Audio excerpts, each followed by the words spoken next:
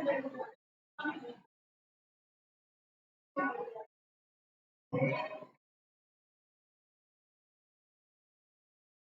Dear student, मैं सपना तिवारी। आप सभी को सपना तिवारी का प्यार भरा नमस्कार।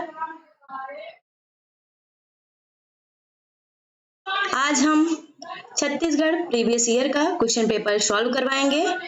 जैसा कि आप लोग जानते हैं कि छत्तीसगढ़ पीसीएसजे का एग्जाम 3 सितंबर को है, तो आप लोगों की तैयारी जोरों शोरों से चल रही होगी। प्रीवियस ईयर के क्वेश्चन से बहुत सारे क्वेश्चन इस बार भी उठाए जा सकते हैं, तो हम लोग प्रीवियस ईयर के क्वेश्चन पेपर को सॉल्व करेंगे। आप सभी लोग मेरे इस चैनल बीटी क्लासेस पे ऐसे ही बने रहिए और चैनल को सब्सक्राइब करें, वीडियो को लाइक करें, बेल आइकन दबाना ना भूलें, ताकि आप सभी लोगों को ऐसी ढेरों सारी अपडेट मिलती रहे। चलिए हम अपने सेशन को स्टार्ट करते हैं। आज हम आप लोगों को 2022 अनसॉल्व पेपर को सॉल्व करवाएंगे।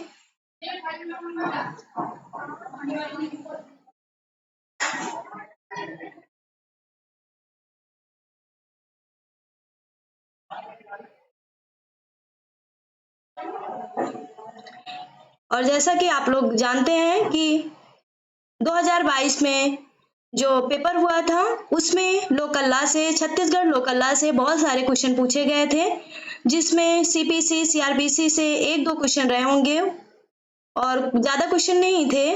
तो आप लोग जो है लोकल लॉ पे भी फोकस करिएगा, क्योंकि बच्चे क्या करते हैं कि जो यहाँ के मेजर लॉ है, मेजर लॉ पे तो फोकस करते हैं लेकिन वहाँ के लोकल लॉ पे फोकस नहीं करते हैं, जिससे बच्चे अनसिलेक्ट हो गए, जिनका सिलेक्शन नहीं हुआ। इसी वजह से बच्चों की यहाँ के मेजर एक्ट की जो प्रिपरेशन थी वो बहुत अच्छी थी, लेकिन वहाँ के लोकल एक्ट की प्रिपरेशन अच्छे से नहीं किए थे, जिसकी वजह से उनका प्री नहीं निकल पाया।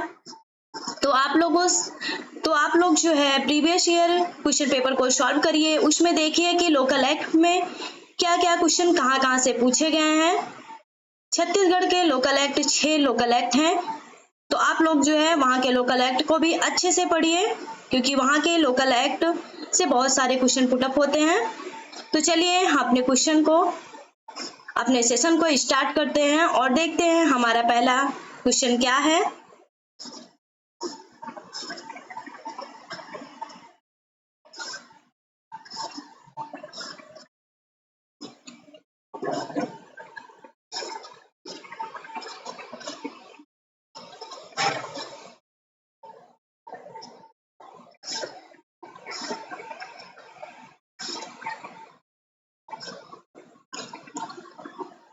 न्यायालय फीस अधिनियम 1870 के अधीन संदेह फीस की संगणना की जाएगी। जो हमारी न्यायालय फीस अधिनियम 1870 का है, न्यायालय फीस अधिनियम 1870 के अधीन जो है जो संदेह फीस की गणना है वह की जाएगी। तो धन के वादों में दावाकृत रकम के अनुसार, तो जो हमारा ऑप्शन ए है वह राइट हो जाएगा।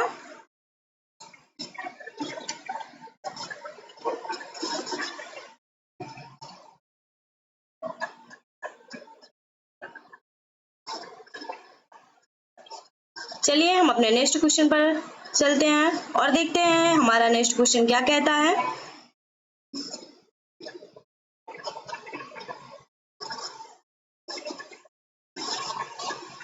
अंतःकालीन लाभ के या अस्थावर संपत्ति और अंतःकालीन लाभ के या लेखा के लिए वादों में यदि अधिकृत लाभ या रकम दावाकृत लाभ से या उस रकम से जिस पर वादी से इस्पित अंतोष का मूल्यांकन किया जाता है अधिक है, तो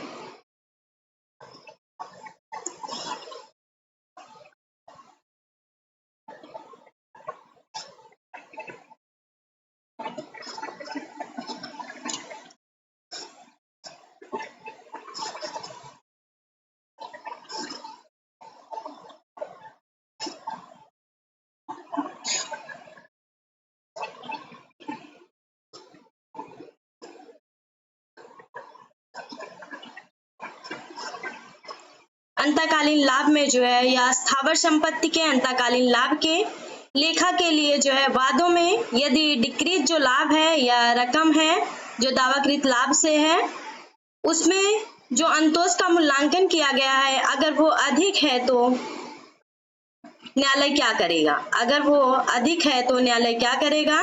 तो न्यायालय जो है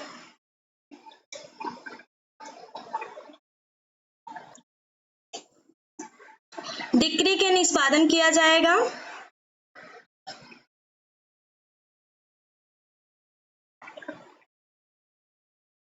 न्यायालय डिक्री का निष्पादन किया जाएगा न्यायालय के द्वारा, या न्यायालय के विवेक पर है कि वह निष्पादन करे या ना करे, या निष्पादन न्यायालय मूल्यांकन का परीक्षण नहीं कर सकता है। तो हमारे सारे ऑप्शन रॉन्ग है। जो हमारा ऑप्शन डी है वह राइट हो जाएगा। उपयुक्त में से कोई नहीं, जितने ऑप्शन दिए गए हैं न्यायालय उनमें से कुछ नहीं करेगा। हमारा अगला क्वेश्चन,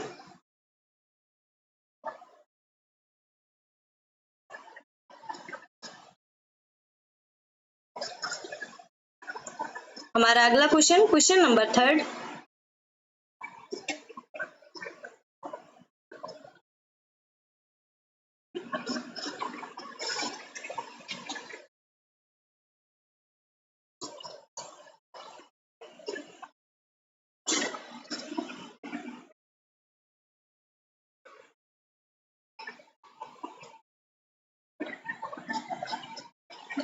जहां अंतकालीन लाभ की रकम का अभिनिश्चय डिक्री निष्पादन के दौरान के लिए छोड़ दिया जाता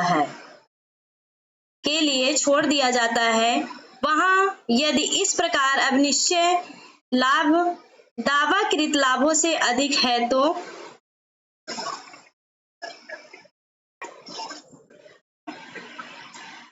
न्यायालय क्या करेगा?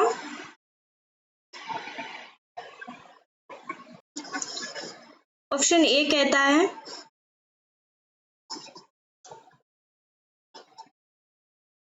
डिक्री का निष्पादन रोक दिया जाएगा। ऑप्शन हमारा बी कहता है डिक्री का निष्पादन तभी किया जाएगा जबकि वह अंतर संदत्त नहीं कर दिया जाता जो वस्तुतः संदत्त फीस और उस फीस में है जो अभिनिर्धारित संपूर्ण लाभ का समावेशवाद में होने पर संदेह है। फिर तीसरा ऑप्शन कहता है कि यदि अतिरिक्त फीस जो है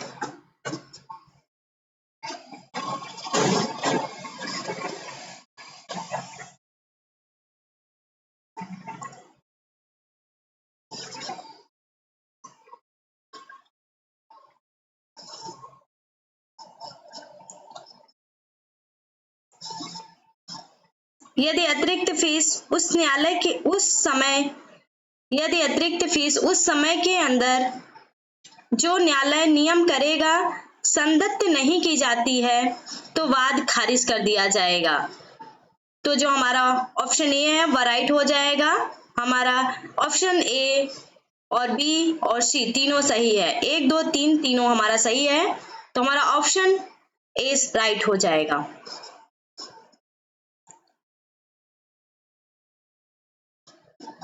चलिए हम अपने नेक्स्ट क्वेश्चन की तरफ बढ़ते हैं और देखते हैं हमारा नेक्स्ट क्वेश्चन क्या कहता है।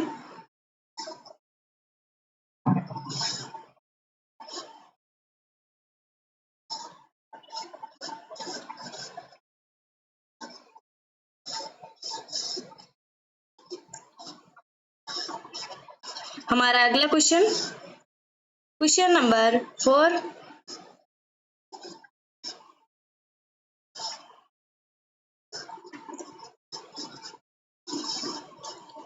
निम्नलिखित कथनों में से कथन सत्य है।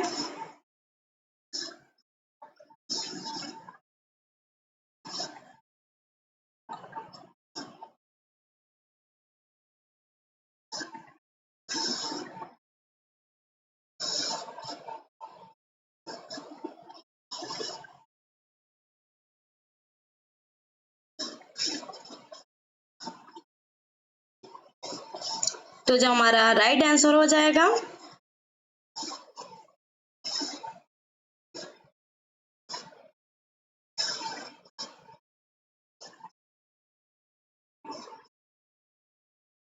हमारा right answer option number D right हो जाएगा, उपयुक्त सभी। हमारा अगला क्वेश्चन नंबर 5।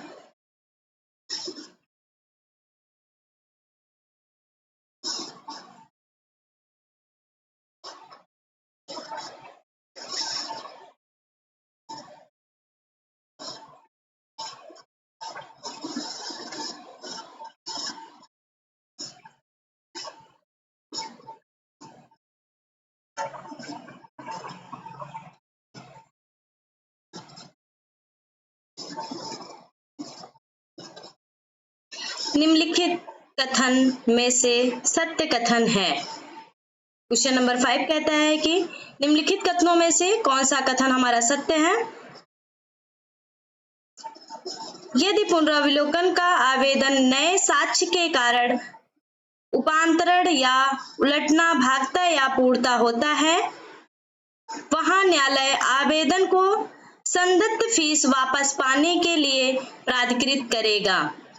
और हमारा सेकंड ऑप्शन कहता है जहां न्यायालय पुनरावलोकन के लिए आवेदन करने पर अपने पूर्ण विनिश्चय की विधि को या तथ्य की भूल के आधार पर उलट देता है, वहां उतनी फीस वापस पाने के लिए प्राधिकृत करेगा जितनी रकम उस रकम से अधिक है। और जब अन्य आवेदन किया जाएगा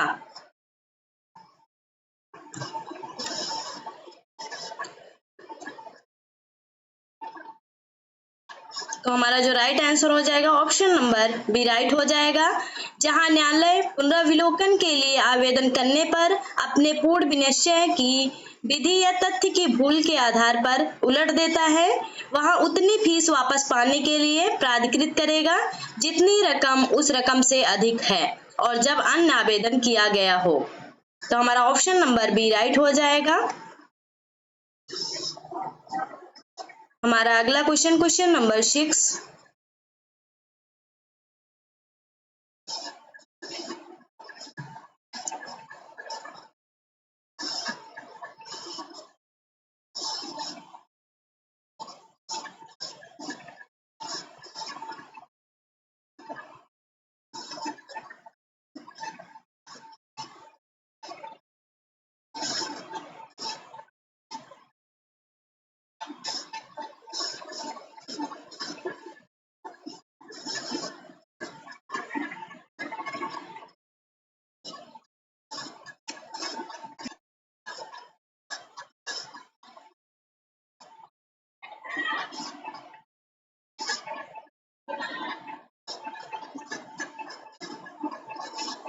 और देखते हैं हमारा क्वेश्चन नंबर 6 क्या कहता है। परिसीमन अधिनियम का कौन सा प्रावधान निर्दिष्ट करता है कि जहां की किसी लेनदार की संपदा का प्रशासन पत्र उसके ऋणी को अनुदत्त कर दिया गया हो, वहां ऐसे ऋण को वसूल करने के लिए वाद की परिसीमा का चलते रहना तब तक निलंबित रहेगा।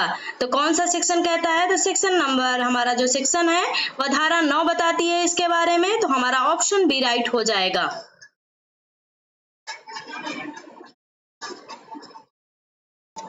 हमारा अगला क्वेश्चन नंबर 7।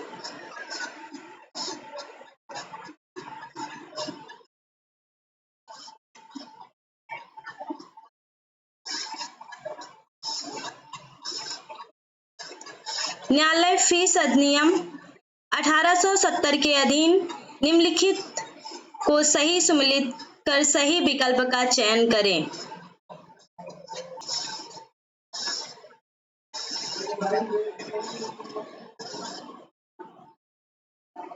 तो हमारा जो ऑप्शन सी है वह राइट हो जाएगा। अनुसूची जो 3 है वह मूल्यांकन का प्रारूप से संबंधित है। जो हमारी अनुसूची 1 है वह मूल्यानुसार फीस से संबंधित है। हमारी अनुसूची जो दो है वह नियत फीस से संबंधित है। तो जो हमारा ऑप्शन सी है वह राइट हो जाएगा।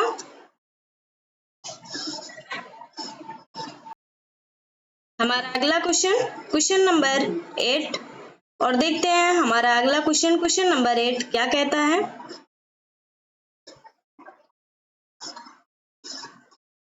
जहां किसी बिल के प्रोबेट के लिए या प्रशासन पत्र के लिए आवेदन करते समय किसी व्यक्ति ने मृतक की संपत्ति का प्रकलन अधिक मूल्य किया है और बहुत अधिक फीस संदत्त की है, वहां संपत्ति के सही मूल्य के, वहां पे संपत्ति के यहाँ पे सभी होगा, सभी मूल्य के अभिनिश्चय के भीतर मुख्य नियंत्रक राजस्व प्राधिकारी के समक्ष वह प्रोबेट या प्रशासन पत्र पेश करता है।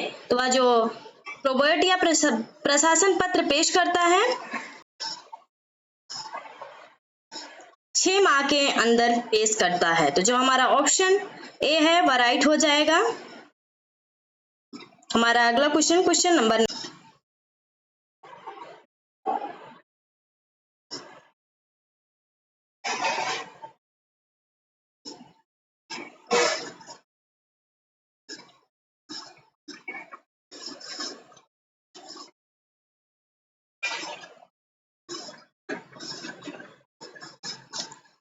जब एक बार म्याद की गणना शुरू हो जाती है तो वह बराबर चलती ही रहेगी। इस नियम के अपवाद हैं।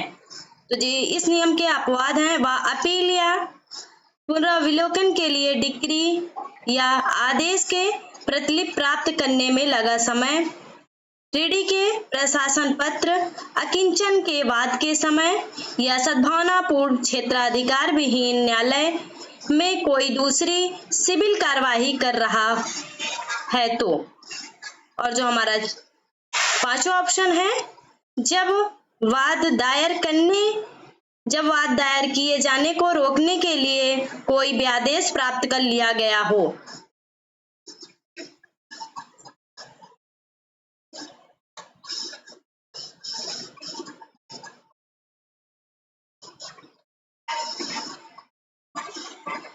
तो जो हमारा ऑप्शन ए है वह राइट हो जाएगा।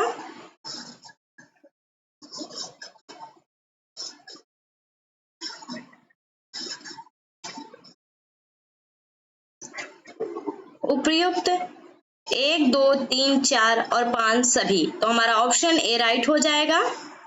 हमारा अगला क्वेश्चन नंबर 10 और देखते हैं हमारा अगला क्वेश्चन नंबर 10 क्या कहता है।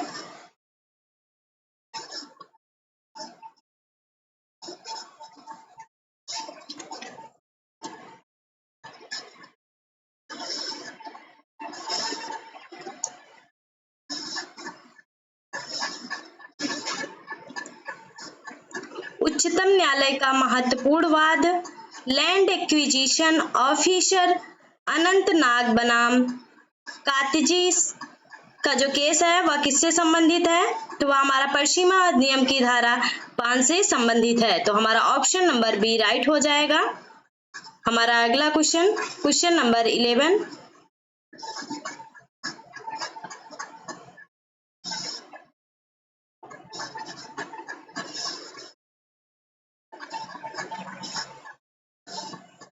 और देखते हैं हमारा क्वेश्चन नंबर 11 क्या कहता है।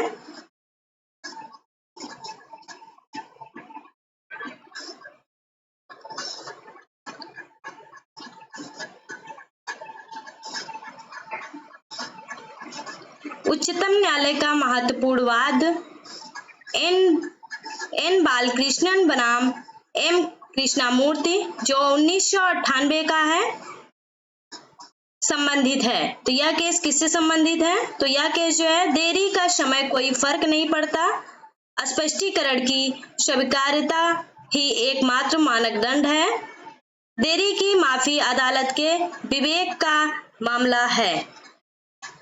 और जो हमारा ऑप्शन नंबर सी है वह कहता है परिसीमा के कानून के दायरे को चौड़ा करने से। तो जो हमारा ऑप्शन डी है वह राइट हो जाएगा, उपयुक्त सभी।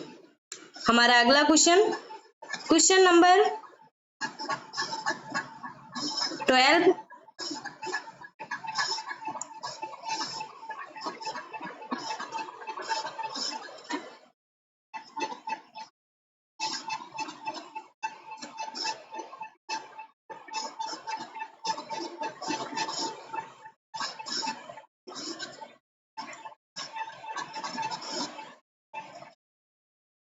कहता है कि किसी मामले में उच्चतम न्यायालय ने अभिनिर्धारित किया है कि केवल भारतीय मर्यादा अधिनियम 1963 ही संपूर्ण देश के लिए मर्यादा संबंधित विधि है। मर्यादा की अवधि निर्धारित करने वाले अन्य सभी कानून या तो विशेष विधियां या फिर स्थानीय, यदि ये विशिष्ट मामले के लिए समयावधि की निर्धारित करती है। यदि जो है ये विशिष्ट मामले के लिए समयावधि निर्धारित करती है तो उन्हें विशेष विधियां कहा जाएगा। या किस केस में कहा गया था?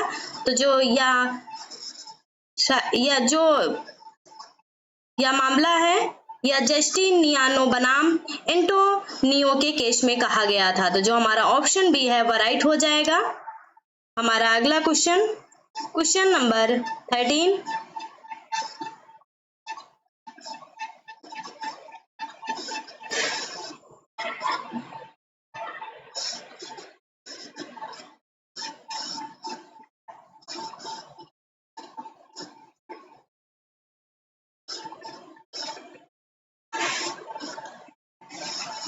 सरकारी संपत्ति के विरुद्ध चिरभोग द्वारा सुखाधिकार अर्जित करने के लिए विहित की गई है। सरकारी संपत्ति के विरुद्ध जो है चिरभोग द्वारा सुखाधिकार अर्जित करने के लिए विहित की गई है 30 वर्ष की अवधि। तो जो हमारा ऑप्शन ए है वह राइट हो जाएगा। हमारा अगला क्वेश्चन नंबर 14।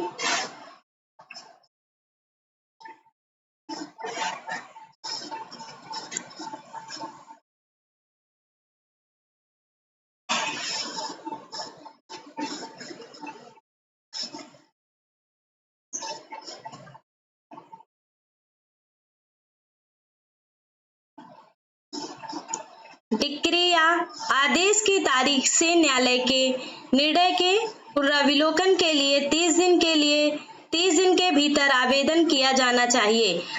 किसी डिक्री या आदेश की तारीख से जो है न्यायालय के निर्णय के पुनरावलोकन के लिए 30 दिन के भीतर आवेदन कहाँ पे जो है किया जाना चाहिए? तो हमारा आवेदन जो है उच्च न्यायालय में किया जाना चाहिए। तो जो हमारा ऑप्शन बी है वह राइट हो जाएगा।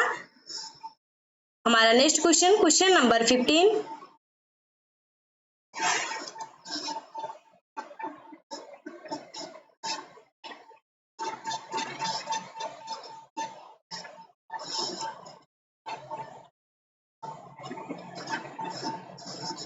ए पर बी का 1 लाख रुपए बकाया है। बी इस राशि को ए से वसूल करने का हकदार है। इसे कहा जाता है, तो इसे जो है व्यक्तिगत अधिकार कहा जाता है। तो हमारा ये व्यक्तित्व में अधिकार के अंतर्गत आ जाएगा। तो हमारा ऑप्शन ए राइट हो जाएगा। हमारा अगला क्वेश्चन नंबर 16।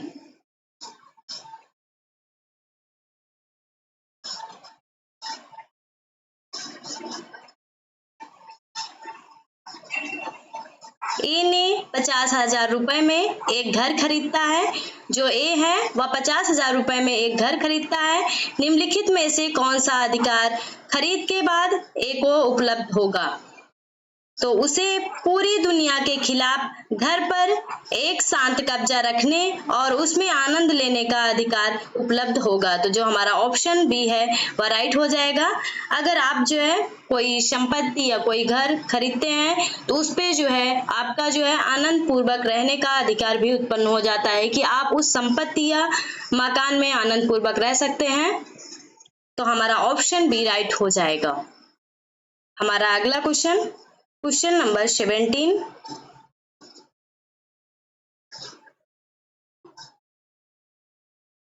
और देखते हैं हमारा अगला क्वेश्चन नंबर 17 क्या कहता है।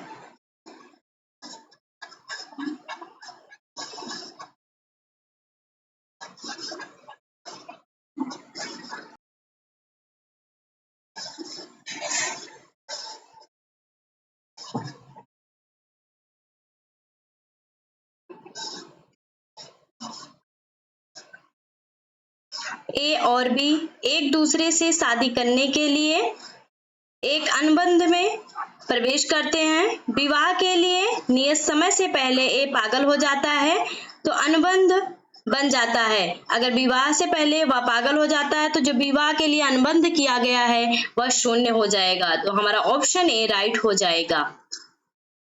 हमारा नेक्स्ट क्वेश्चन नंबर 18 और देखते हैं हमारा क्वेश्चन नंबर 18 क्या कहता है।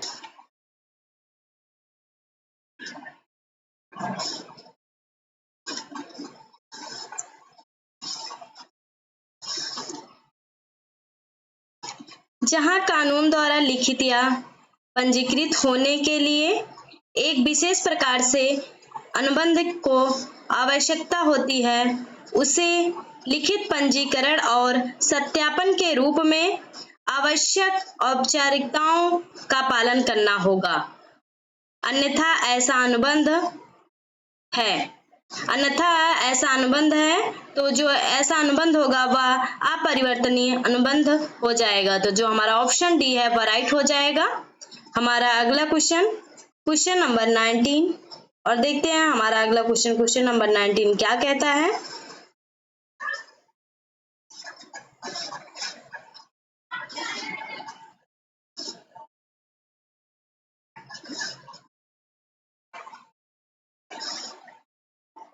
एक अनुबंध जिसमें एक अनुबंध की शर्तों के तहत एक या दोनों पक्षों को भविष्य में अपने दायित्वों को पूरा करना है के रूप में जाना जाता है, तो उसे जो है कार्यकारी अनुबंध के रूप में जाना जाता है। तो जो हमारा ऑप्शन बी है वह राइट हो जाएगा। हमारा नेक्स्ट क्वेश्चन नंबर 20।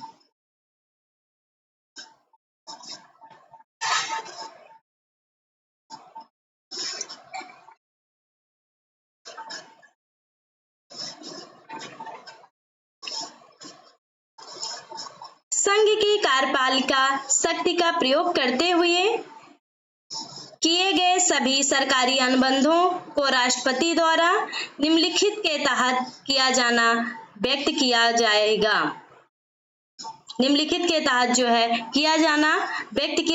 तो भारत के संविधान का जो अनुच्छेद 299 है उसके अकॉर्डिंग किया जाएगा। तो जो हमारा ऑप्शन सी है वह राइट हो जाएगा। हमारा अगला क्वेश्चन नंबर 21।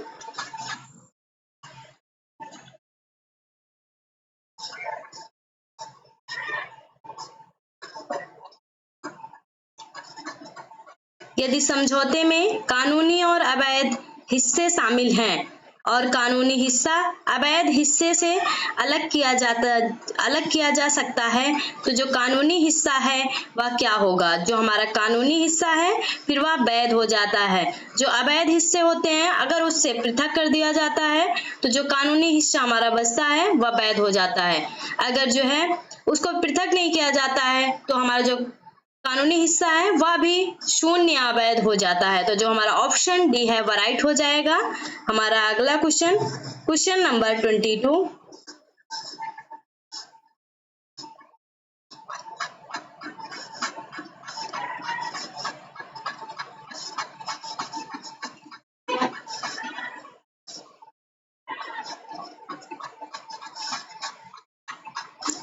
निम्नलिखित में से किस मामले में जे केकेविच ने कहा था कि आप किसी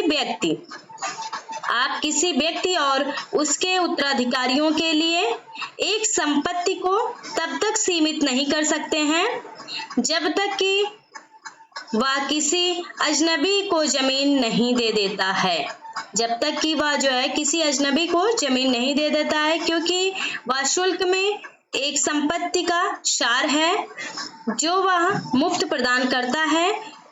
अलगाव की शक्ति और यह लंबे समय से तय किया गया है कि वह व्यक्तित्व के उपहारों पर भी यही सिद्धांत लागू होता है। यह किस केस में कहा गया था? यह हमारा मेटकॉफ बनाम मेटकॉफ के केस में कहा गया था। तो जो हमारा ऑप्शन ए है वह राइट हो जाएगा। हमारा नेक्स्ट क्वेश्चन, क्वेश्चन नंबर 23।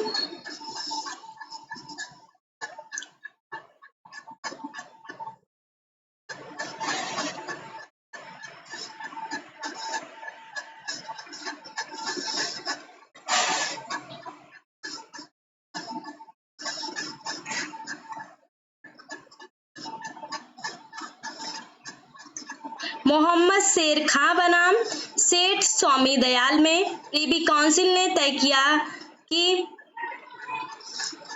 संपत्ति हस्तांतरण अधिनियम 1882 की धारा 89 संपत्ति हस्तांतरण अधिनियम 1882 की धारा 60 के अधीन है, या फिर संपत्ति हस्तांतरण अधिनियम 1882 की धारा 60 और संपत्ति हस्तांतरण अधिनियम की धारा 82 की धारा 98 के अधीन है। तो जो ये हमारा ऑप्शन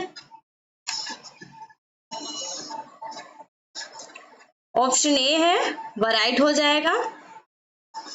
हमारा अगला क्वेश्चन, क्वेश्चन नंबर 24, और देखते हैं हमारा अगला क्वेश्चन, क्वेश्चन नंबर 24 क्या कहता है।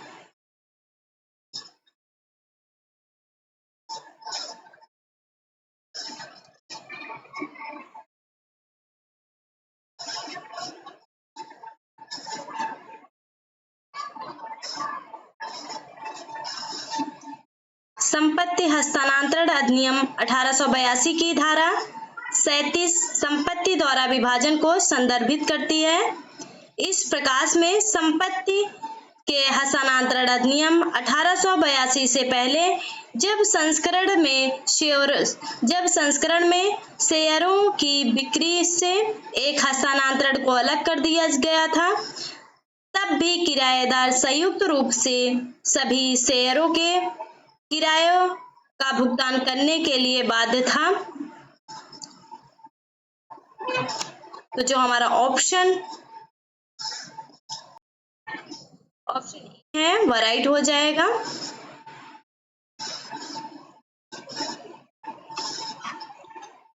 जब तक सभी पक्षों द्वारा एक विभाजन पर सहमत नहीं दे दी गई थी, तो हमारा ऑप्शन ए राइट हो जाएगा। हमारा नेक्स्ट क्वेश्चन, क्वेश्चन नंबर 25।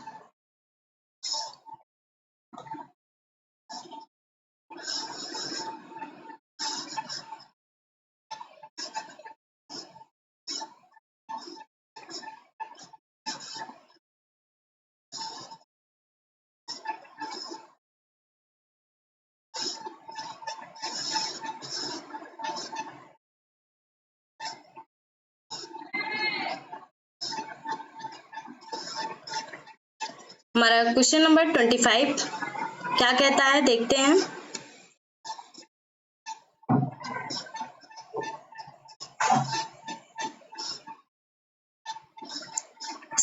संपत्ति हस्तांतरण अधिनियम 1882 की धारा 5 जो है नीलामी बिक्री में बेची गई संपत्ति पर लागू नहीं होती है। जो हमारा ऑप्शन बी है वह राइट हो जाएगा। हमारा अगला क्वेश्चन, क्वेश्चन नंबर 26।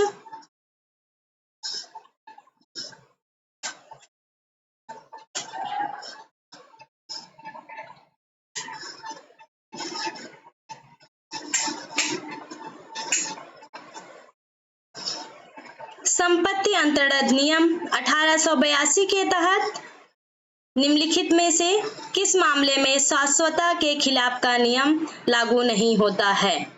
तो पूछ रहा है कि किसमें शाश्वतता के विरुद्ध नियम जो है वह लागू नहीं होता है।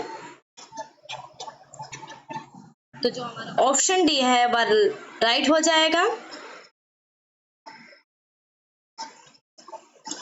यदि कामिक पुस्तकों के लिए पुस्तकालय बनाने के लिए संपत्ति अंतरित की जाती है तो उस पे जो है स्वास्थ्यता के विरुद्ध नियम लागू नहीं होता है।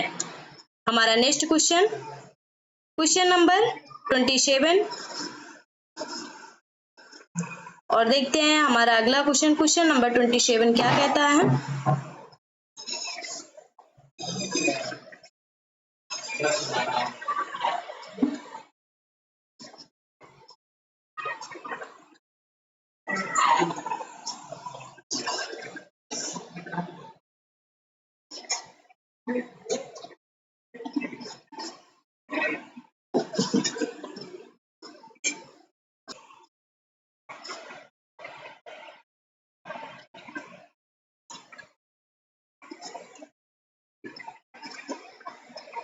ए कुछ संपत्ति को सी को इस शर्त के साथ हस्तांतरित करता है कि यदि ए बी के जीवन काल के दौरान शादी करता है तो संपत्ति ए को जाएगी, और ए बी के जीवन काल के दौरान शादी करता है तो निम्नलिखित में से कौन सा कथन लागू होगा। तो जो स्थानांतरण होगा वह शर्त मान्य है और संपत्ति ए को हस्तांतरित हो जाएगी। तो जो हमारा ऑप्शन नंबर बी है वह राइट हो जाएगा। हमारा अगला question, question number 28,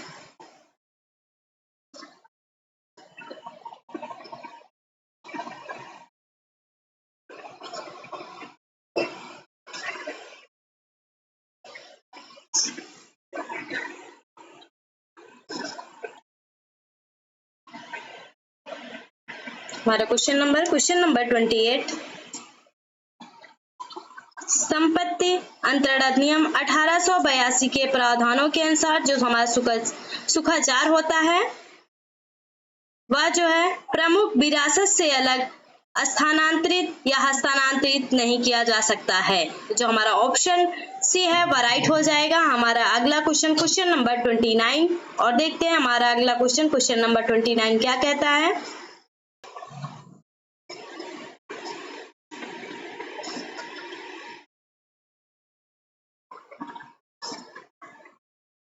question number 29 हमारा आईपीसी से संबंधित है। पूछा गया है कि न्यायालय शब्द सीआरपीसी आईपीसी की किस धारा में परिभाषित किया गया है। जो न्यायालय शब्द है वह आईपीसी की धारा 20 में परिभाषित किया गया है। तो जो हमारा ऑप्शन बी है वह राइट हो जाएगा। हो सकता है इस बार जो है न्यायाधीश आईपीसी में किस धारा में है ये पूछ लिया जाए, तो आप लोग इसको भी ध्यान में रख के जाइएगा।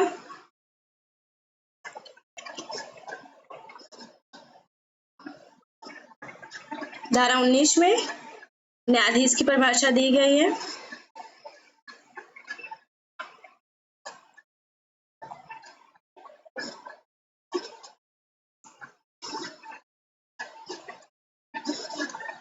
हमारा अगला क्वेश्चन, क्वेश्चन नंबर 30, और देखते हैं हमारा अगला क्वेश्चन, क्वेश्चन नंबर 30 क्या कहता है।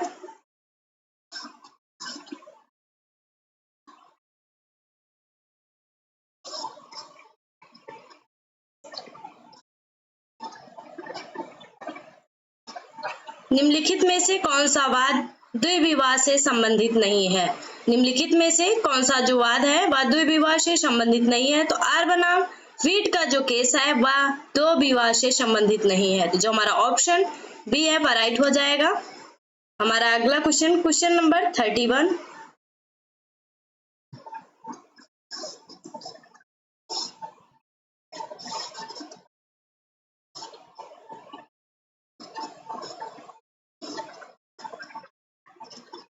अभ्यर्थी और निर्वाचन अधिकार शब्द को आईपीसी की किस धारा में बताया गया है। तो जो हमारा अभ्यर्थी और निर्वाचन अधिकार है वह जो है आईपीसी की धारा 171 में बताया गया है, 171 ए में बताया गया है। तो जो हमारा ऑप्शन बी है वह राइट हो जाएगा। हमारा अगला क्वेश्चन, क्वेश्चन नंबर 32,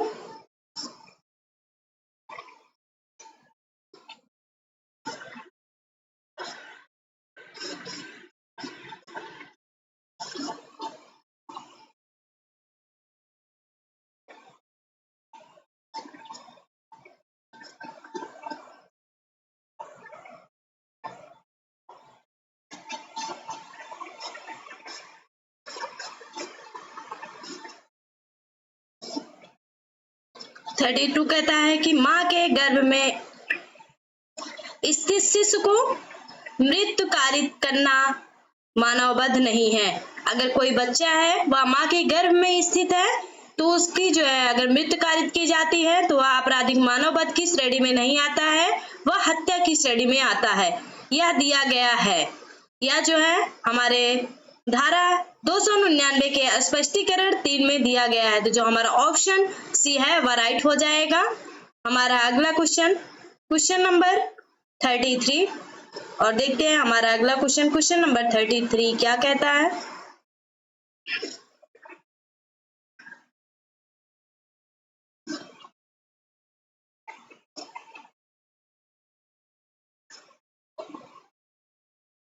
निम्न में से कौन सा कथन सत्य है? राजद्रोह में परिणाम जो होता है वह अनावश्यक है। अगर आप जो है राजद्रोह करते हैं, राज्य के खिलाफ कोई षड्यंत्र करते हैं तो उसके लिए जरूरी नहीं है कि परिणाम कारित हो, आप परिणाम को अंजाम दें, उसमें यह आवश्यक नहीं है। आपका षड्यंत्र करना ही उसके लिए आवश्यक है।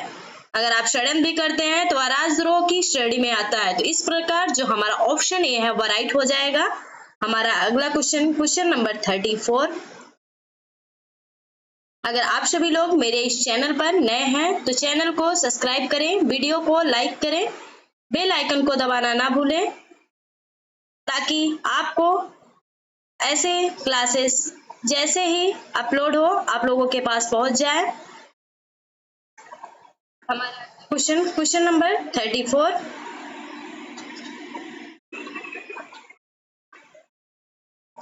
बलों आदि पर इस भाग द्वारा प्रदत्त अधिकारों को संशोधित करने की संसद की शक्ति भारतीय संविधान के निम्नलिखित में से किस अनुच्छेद का आधार है?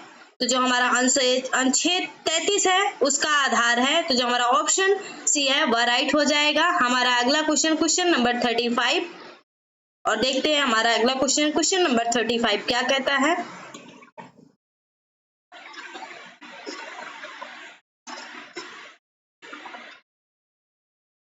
अनुच्छेद 356 के तहत राष्ट्रपति शासन किसी भी राज्य में अधिकतम अवधि के लिए वैध रहता है। तो जो राष्ट्रपति शासन होता है वो अधिकतम 6 मास के लिए जो है 6 महीने के लिए वैध होता है। तो जो हमारा ऑप्शन डी है वह राइट हो जाएगा। हमारा अगला क्वेश्चन नंबर 36।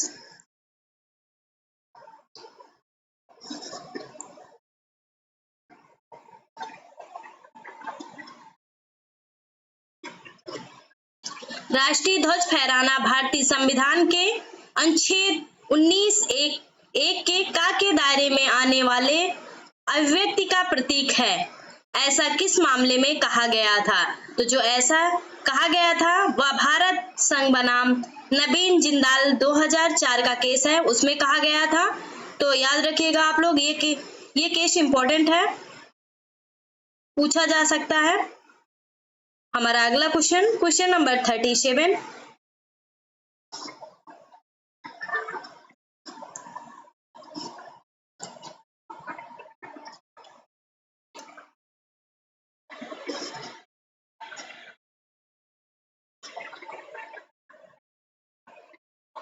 गोलकनाथ बनाम पंजाब राज्य का ऐतिहासिक निर्णय किस वर्ष में दिया गया था? तो जो है यह 1967 में दिया गया था। जो हमारा ऑप्शन बी है वह राइट हो जाएगा। हमारा अगला क्वेश्चन नंबर 38।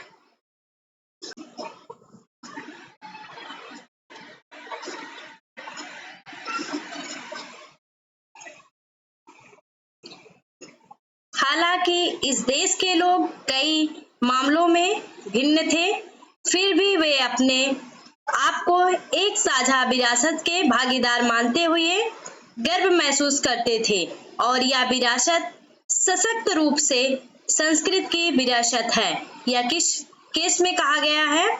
यह जो है संतोष बनाम मिनिस्ट्री ऑफ HRD के केस में कहा गया था, जो हमारा 1994 का केस था। तो जो हमारा ऑप्शन ए है वह राइट हो जाएगा। हमारा अगला क्वेश्चन नंबर 39।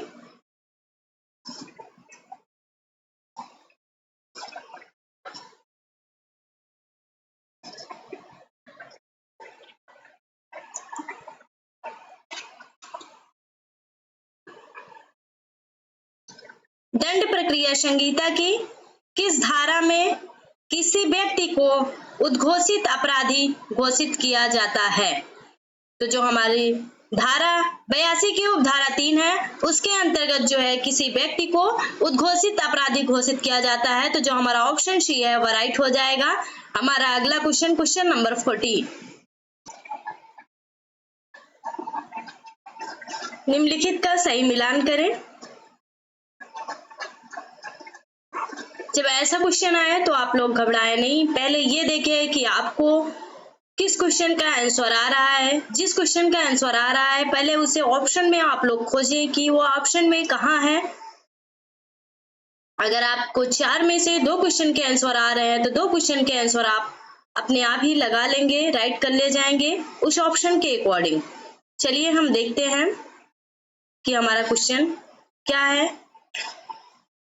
संदिग्ध व्यक्तियों से सदाचार के लिए प्रतिभूत। संदिग्ध व्यक्तियों के लिए सदाचार के लिए जो प्रतिभूत होता है वह जो है धारा 109 के अंतर्गत लिया जाता है। और जो अभ्यासिक अपराधियों किससे सदाचार के लिए प्रतिभूत लिया जाता है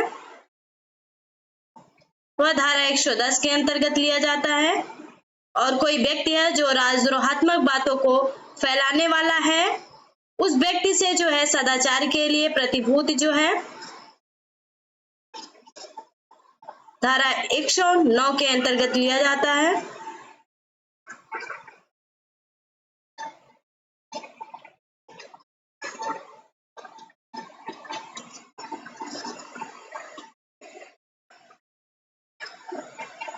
इस क्वेश्चन नंबर ए इसमें राइट हो जाएगा। हमारा अगला क्वेश्चन नंबर 41, और देखते हैं हमारा अगला क्वेश्चन नंबर 41 क्या कहता है।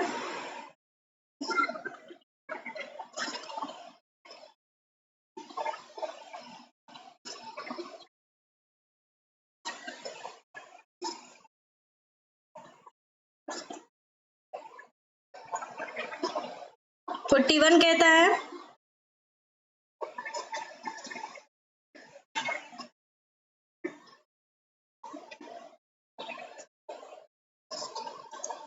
धारा 126 दंड प्रक्रिया संहिता किसको प्रावधानित करता है? तो जो धारा 126 है वह फोरम, साक्ष्य एवं खर्चे को प्रावधानित करता है। तो जो हमारा ऑप्शन डी है वह राइट हो जाएगा। हमारा अगला क्वेश्चन नंबर 42, और देखते हैं हमारा अगला क्वेश्चन नंबर 42 क्या कहता है।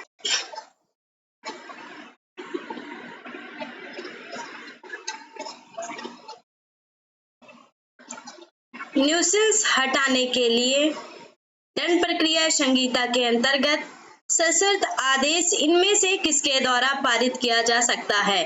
तो जो सशर्त आदेश है वह जिला मजिस्ट्रेट के द्वारा भी पारित किया जा सकता है, उपखंड मजिस्ट्रेट के द्वारा भी पारित किया जा सकता है, और कोई अन्य कार्यपालक अधिक मजिस्ट्रेट है उसके द्वारा भी सशर्त आदेश पारित किया जा सकता है। इस प्रकार हमारा ऑप्शन डी राइट हो जाएगा। हमारा अगला क्वेश्चन नंबर 43,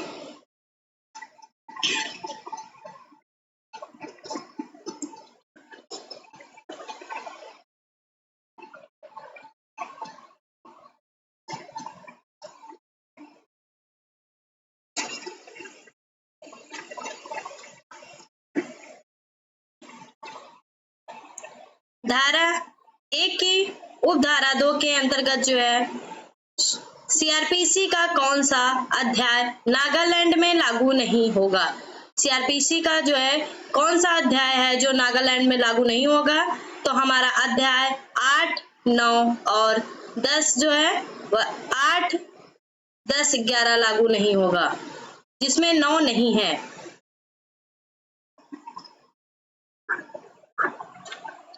इस प्रकार हमारा ऑप्शन डी राइट हो जाएगा। हमारा अगला क्वेश्चन नंबर 44,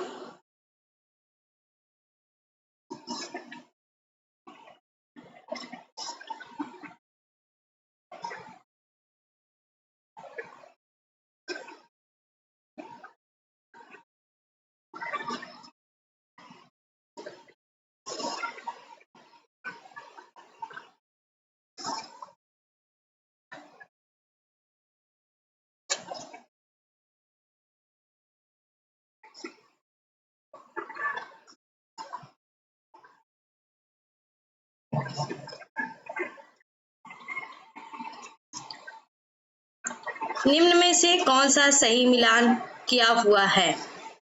निम्न में से कौन सा सही मिलान किया हुआ है? तो जो यात्रा और जल यात्रा में किया गया अपराध धारा 183 में है, तो जो हमारा ऑप्शन सी है वह राइट हो जाएगा। इसका मिलान राइट किया गया है। हमारा अगला क्वेश्चन नंबर 45।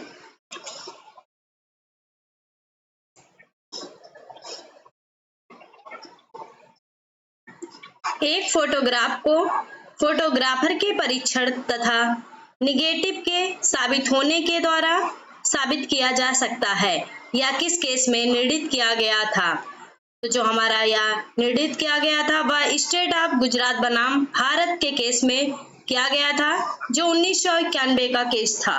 तो जो हमारा ऑप्शन ए है वह राइट हो जाएगा। हमारा अगला क्वेश्चन नंबर 46 और देखते हैं हमारा अगला क्वेश्चन नंबर 46 क्या कहता है।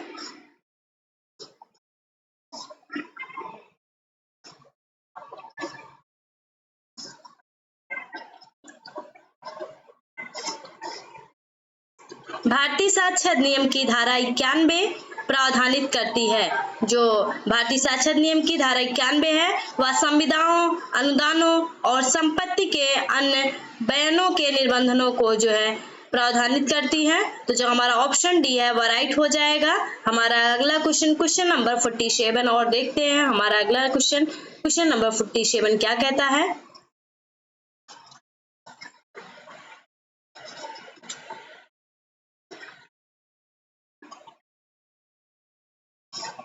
निम्नलिखित में से कौन सा कथन सत्य नहीं है कि सह अपराधी विश्वसनीयता के अयोग्य नहीं है? जो हमारा ऑप्शन बी है वह राइट हो जाएगा।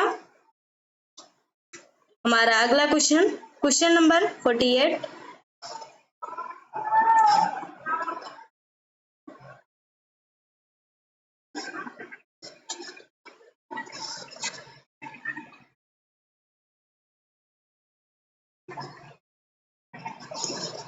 निम्नलिखित में से किन कारणों के कारण कोई भी व्यक्ति साक्ष्य देने हेतु सक्षम नहीं हो पाता है? अधिक बुढ़ापा, कम आयु और अत्यधिक बुढ़ापा, मानसिक और शारीरिक बीमारी। तो जो हमारा उपरोक्त में से किसी भी कारण से जो है कोई व्यक्ति जो है साक्ष्य देने के लिए सक्षम नहीं हो सकता है। तो जो हमारा ऑप्शन डी है वह राइट हो जाएगा।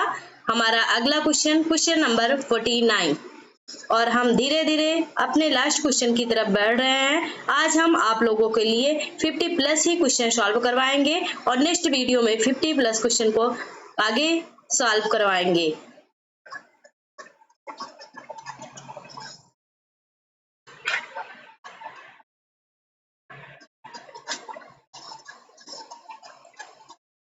निम्न में से किस वाद में यह कहा गया था? संस्कृति ऐसी हो जिसमें अपराध को पूर्ण रूप से स्वीकार किया गया हो या अपराध के संबंध रखने वाले लगभग सभी तथ्यों को स्वीकार कर लिया गया हो।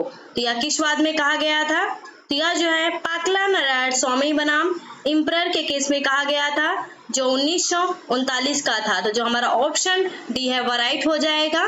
हमारा अगला क्वेश्चन नंबर 50 और हमारे इस सेशन का लास्ट क्वेश्चन है। चलिए हम देखते हैं हमारा लास्ट क्वेश्चन क्या कहता है।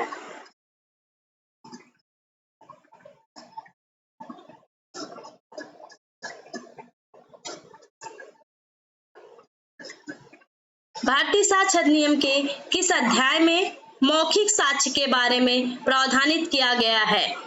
भारतीय साक्ष्य अधिनियम के किस अध्याय में जो है मौखिक साक्ष्य के बारे में प्रावधान किया गया है? तो जो हमारा अध्याय 4 है उसमें मौखिक साक्ष्य के बारे में प्रावधान किया गया है। तो इस प्रकार हमारा ऑप्शन बी राइट हो जाएगा। इस बार जो है जब अगली बार क्वेश्चन पेपर आया था तो उसमें जो है छत्तीसगढ़ में बहुत सारे क्वेश्चन में जो है अध्याय पूछ लिए गए थे कि किस अध्याय में क्या है। तो आप लोग अध्याय को भी देख के जाइए, भाग जितने हैं भाग को भी देख के जाइए। इससे पहले जो है अध्याय और भाग से क्वेश्चन नहीं पुटअप किए जाते थे, लेकिन अगली बार जो है भाग और अध्याय दोनों से क्वेश्चन पुटअप किए गए थे। तो इसलिए आप लोग जो है भाग और अध्याय से भी क्वेश्चन देख के जाइएगा। अगर आप सभी लोग मेरे इस चैनल पर नए हैं तो चैनल को सब्सक्राइब करें, वीडियो को लाइक करें, बेल आइकन को दबाना ना भूलें, ज्यादा से ज्यादा लोगों को शेयर करें। और इसी चैनल पर विवेक सर के द्वारा जीके, जीएस, रीजनिंग की मैथ भी कंडक्ट करवाई जाती है। तो आप सभी लोग मेरे इस चैनल से जुड़ करके विवेक सर के द्वारा जीके, जीएस, रीजनिंग और मैथ की क्लासेस भी अटेंड कर सकते हैं। तो आप सभी लोग मेरे इस चैनल पे ऐसे ही बने रहिए और अपना प्रेम और स्नेह ऐसे ही बनाए रखिए। आप सभी को धन्यवाद।